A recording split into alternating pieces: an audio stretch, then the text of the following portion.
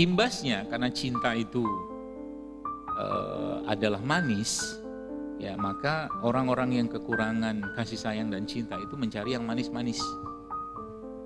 Ya, qadarullahnya dia mendapatkan yang manis-manis itu bukan dari sumber yang manis beneran, tapi mendapatkan sumber manis dari yang palsu. Jadi manisnya palsu, dia dapatkan cinta yang palsu.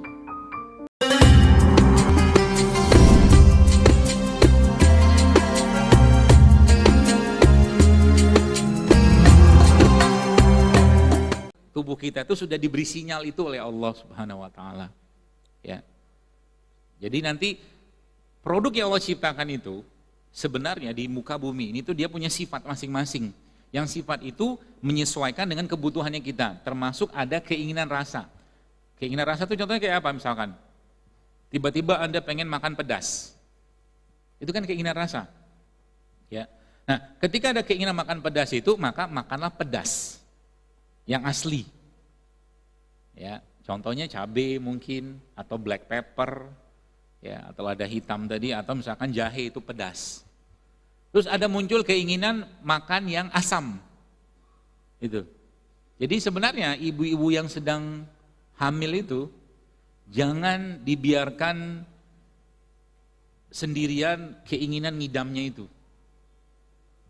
Karena ngidam itu sebenarnya kebutuhan dia untuk memfasilitasi bakteri-bakterinya. Kadang kan pengen makan pedas, pengen makan asam kan gitu kan. Itu kebutuhan dia dan si janin yang ada dalam tubuhnya tadi sebenarnya.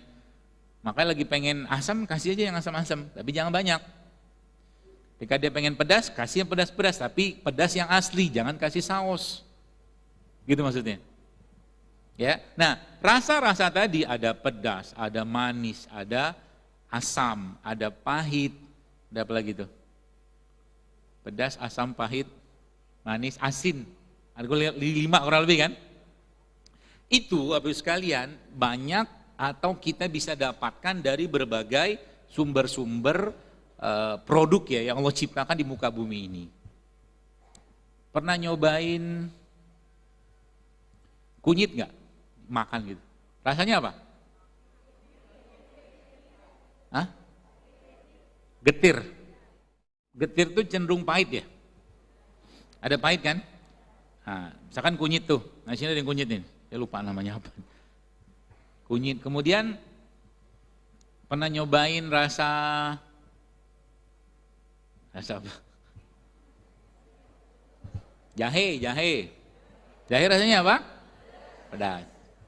Ya, jahe pedas atau mungkin cabai ya.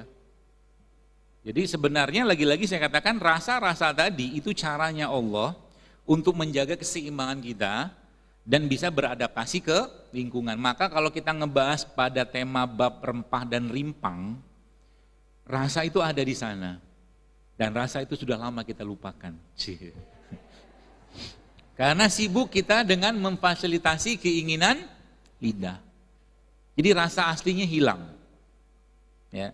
Ada satu video saya cerita tentang rasa yang palsu. Jadi akhirnya awal mulai itu begini. Jadi zaman sekarang ini kalau menurut yang saya pelajari dan pahami dan saya temukan gitu kan, banyak kasus-kasus yang hubungannya sama luka pengasuhan atau hutang pengasuhan.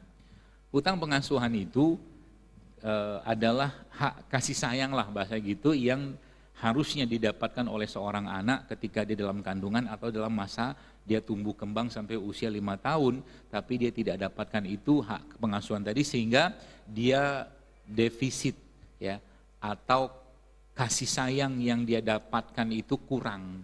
Tapi dia nggak bisa nagih karena anak kecil kan.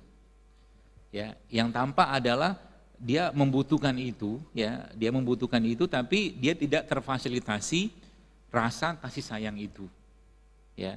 Jadi kalau dan itu ya jujur saya banyak dapatkan ke orang tua yang ya belum terlalu paham cara menjadi orang tua, termasuk saya juga nggak sesempurna itu juga, ya. Itu akhirnya ada hak-haknya dia yang tidak terpenuhin. Nah, imbasnya karena cinta itu adalah manis, ya maka orang-orang yang kekurangan kasih sayang dan cinta itu mencari yang manis-manis. Ya, qadarullahnya dia mendapatkan yang manis-manis itu bukan dari sumber yang manis beneran, tapi mendapatkan sumber manis dari yang palsu. Jadi manisnya palsu, dia dapatkan cinta yang palsu. Nah gitulah kurang lebih ilustrasinya. Kalau nggak paham nggak apa-apa.